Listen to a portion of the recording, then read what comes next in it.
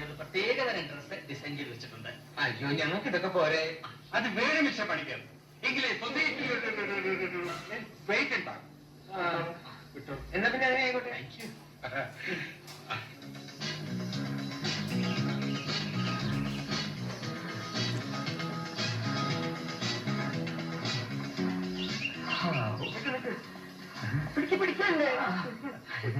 കണ്ടോ കണ്ടോ, ആളുകൾ പണിക്കെടുക്കാരനെ നോക്കുന്നത് കണ്ടോ? ഇതാ പറഞ്ഞത് വലിയ പണക്കാർക്ക് ജോലി നിർബന്ധമാണെന്ന്. വന്നേ സാർ, ഇത് നമ്മുടെ പുത്തൻ പണക്കാരൻ പണിക്കരല്ലേ? കക്ഷിക്ക് വട്ടാന്നാ തോന്നുന്നത്. ആ ചെക്കനെ ഒന്ന് കൊടുത്തിട്ടേ സാർ. വേണ്ട സാർ, വിവരമുള്ളവർ എന്തെങ്കിലും പറഞ്ഞെന്ന് വെച്ച് വിവരമില്ലാത്ത സാർ എന്തിനാ മറുപടി പറയാൻ പോകുന്നത്? Sorry sir. സാറിന് ബ്ലഡ് പ്രഷറോ സമയം പോകുന്നോ? ദൈവം സഹായിച്ചിട്ട് ഇതുവരെ ഒന്നുമില്ല. കളഞ്ഞു. ഇതൊന്നും ഇല്ലെങ്കിലും ഉണ്ടെന്ന് പറയണം. വലിയ വലിയ പണക്കാർക്ക് വരുന്ന അസുഖങ്ങളാണ് അതൊക്കെ. ഇതൊന്നും ഇല്ലെന്ന് പറഞ്ഞാൽ പിന്നെ എന്താണ് ഒരു വെയിറ്റ്? സൊസൈറ്റിയിൽ ഒരു സ്ഥാനം വേണ്ടേ? ഞാൻ ഓർത്തില്ല. ഗണപതി ആള് കൊച്ചു മിടുക്കൻ തന്നെ. അത് നോക്കിക്കുന്നു. ഒരു മാസത്തിനായി ഞാൻ സാറിന് ഒരു ലെവലാക്കും. അത് ടോപ്പ് ലെവലാക്കും, ഹൈ ലെവൽ.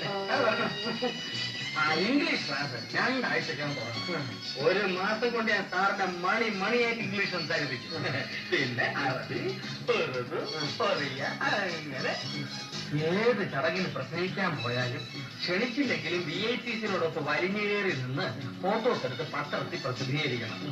പത്രാധിപർക്ക് കാശ് കൊടുത്ത് മുഖചിത്രം വരക്കണം, എങ്കിലും പബ്ലിസിറ്റി കിട്ടും. ഇതൊക്കെയാണ് ഇവിടെ എല്ലാ മാന്യന്മാരും ചെയ്യുന്നത്, മുതലാളി ഒഴികെ. ഇനി ഇത് പാടില്ല. പറഞ്ഞതൊക്കെ ഓർമ്മയുണ്ടല്ലോ അതിന്റെ. മുതലാളി, ഈ വൃത്തികെട്ട ഡ്രൈവറുടെ തോളിൽ കൈയിട്ടുകൊണ്ടുള്ള കൂട്ടുകെട്ട് നിർത്താം. അത് വളരെ ചീപ്പാണ്. മുതലാളിയുടെ വെയിറ്റ് കുറയും.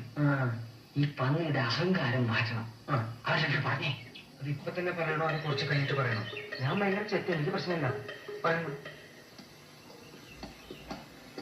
ഡ്രൈവർ, മര്യാദയ്ക്ക് വണ്ടി ഓടിക്കുന്നതാണ് നിനക്ക് നല്ലത്.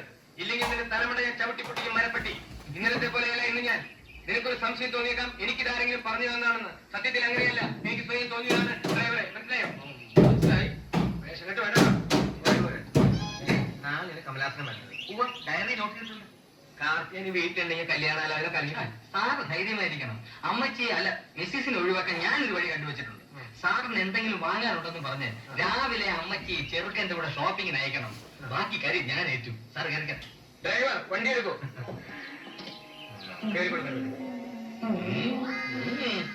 വേണ്ട.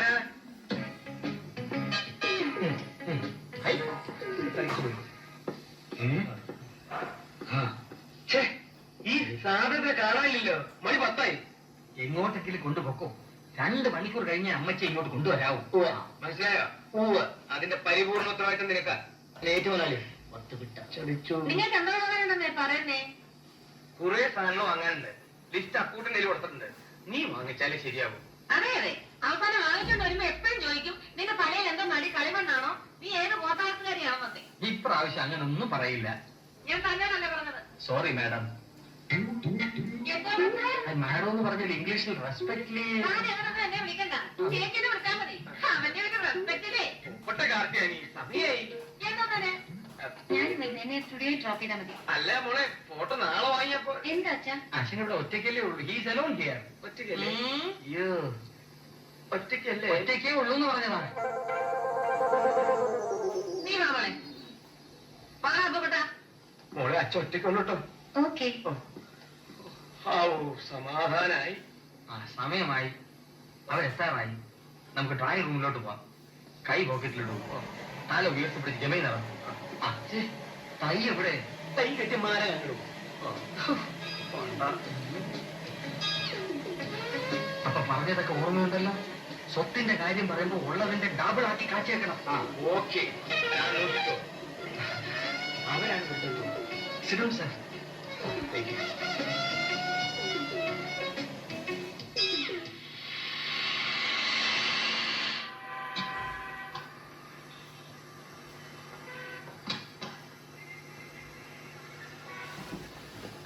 നമസ്കാരം. നമസ്കാരം. ഇരിക്കും. ഇതാരാ? എന്റെ ഭാര്യ. കണ്ടപ്പോ എനിക്ക് തോന്നി. ഗണപതി, ഇദ്ദേഹത്തിന്റെ പ്രൈവറ്റ് സെക്രട്ടറിയാണ്. എനിക്ക് ഈ പ്രഷറിന്റെയും ഡയബറ്റിക്സിന്റെയും കുഴപ്പമുണ്ട്. അധികം കാശുണ്ടായ ഇതാ കുഴപ്പം. ഈ വീട് വെക്കാൻ എനിക്ക് 10 ലക്ഷം രൂപ ചെലവായി. മിസ്റ്റർ കമലാസന് എത്ര ലോറികളുണ്ട്? എനിക്ക് ലോറികൾ ഒന്നുമില്ലേ? അയ്യേ എനിക്ക് 25 ലോറികളുണ്ട്. ലക്ഷ്മി ട്രാൻസ്പോർട്ട് സർവീസ് കമ്പനി സാറിന്റെ മകളുടെ പേരില്ല.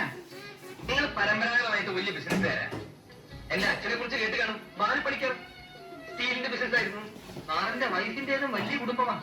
അരുവിക്കര തറവാടത്ത് കേട്ടാൽ പ്രസിദ്ധ, എല്ലാവരും അറിയും. ദാഹിച്ച് വലഞ്ഞ് കയറി ചെല്ലുന്നവന് ദാഹം തീർക്കാൻ ഐസിട്ട് പശുവും പാൽ കൊടുക്കുന്ന തറവാടാണ്. എന്തിനാണ് കൂടെ പറയുന്നത്?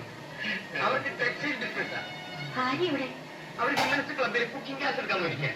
കുക്കിംഗ് ക്ലാസ് എടുക്കാൻ പോയിരിക്കാണ്. കുക്കിംഗ് വെക്കാണ് ഗ്യാസ്. സാറിന്റെ ഭാര്യയൊക്കെ എന്താ കൽക്കട്ടയിലോ ഡൽഹിയിലോ പഠിച്ചതാണെന്ന് പറയേയില്ല. ചേട്ടാ ഇന്ന് എന്തൊക്കെയാ നടന്നറിയാമോ? ഞാൻ ചെട്ടിയുടെ കടയിൽ കയറി കൺമഷി, ചാന്ത്, പൗഡർ, തലയിലെ തേൻ പോന്ന മരുന്നും ഒക്കെ മേടിച്ചിട്ട് തിരിഞ്ഞു നോക്കുന്നു.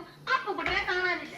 ഞാനും നോക്കും തൊട്ടടുത്തുള്ള ആര്യഭവാൻ ഹോട്ടലിൽ കയറി ഒരു ചായയും ഒരു ഗോതമ്പിന്റെ ഉണ്ടയും വാങ്ങിച്ചു നിന്നിട്ട് കുറെ നേരം വെയിറ്റ് ചെയ്തു. എന്നിട്ടും കാണുന്നില്ല. പിന്നെ ഒരു ഓട്ടോ എടുത്ത് ഞാൻ ഇങ്ങോട്ട് പോന്നു. ആരാ ചേട്ടാ ഇവരൊക്കെ? ഇത് കമലാസനും ഭാര്യയാണ്. കുക്കിംഗ് ക്ലാസ് എടുക്കാൻ പോയിട്ടാണോ? എന്തൊക്കെ ചേട്ടാ ഇവർ ചോദിക്കുന്നേ? അല്ല ചേച്ചി അസലായിട്ട് പാചകം ചെയ്യുമെന്ന് സാറ് പറഞ്ഞു. അങ്ങനെ ചേട്ടൻ പറഞ്ഞോ? ആ.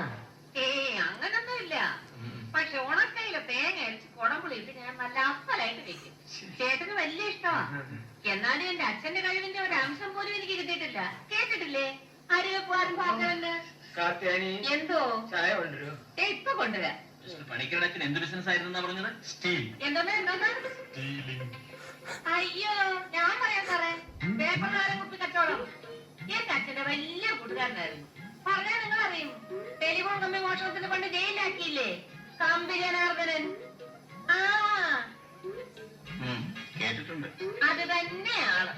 ഞാൻ പോയി ചായ ഇട്ടുകൊണ്ട് വരാം.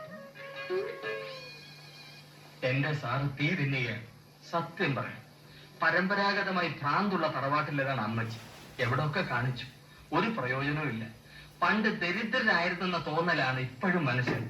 അതാണ് അസുഖം. എങ്ങനെ കഴിഞ്ഞിരുന്നവരാ? ഇപ്പൊ പറഞ്ഞു കേട്ടില്ലേ, സ്വന്തം അച്ഛൻ അരിവെപ്പുകാരനായിരുന്നു. ഒരു ഓർമ്മയില്ല. നമുക്ക് പോവാം.